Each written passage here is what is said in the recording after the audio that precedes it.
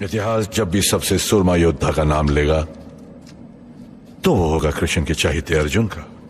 लेकिन वही इतिहास ये भी जानता है कि एक और योद्धा भी था जिसके बाणों में अर्जुन को टक्कर देने की ताकत थी, और वो योद्धा था सूर्यदेव का पुत्र कर्ण, जो सूर्यदेव के दिए हुए कवच और कुंडल के साथ जन्मा था।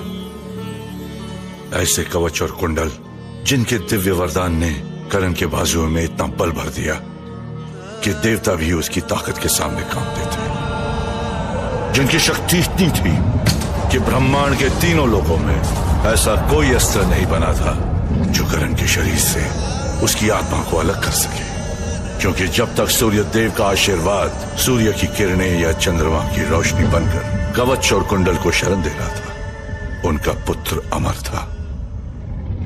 सूर्य की किरणें जब युद्ध के आरंभ की घोषणा करती और उनके तेज से बल पाकर जब कर्ण के बाजू धनुष को थामते तो उसके धनुष से निकले हुए तीर मौत बनकर बरसते।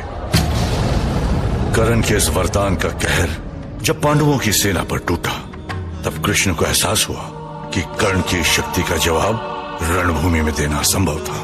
वो जानते थे कि कर्ण दानवीर था और स्नान के बाद भिक्षा में जो कुछ भी कर्ण से मांगा जाता वो उसे देने से इनकार नहीं करता।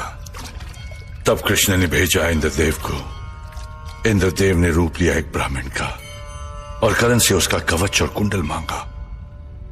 इंद्रदेव की ये चतुराई कर्ण ने पहचान ली, लेकिन फिर भी उस दानवीर ने उन्हें कवच और कुंडल देकर महाभारत के युद्ध की काया पलट दी।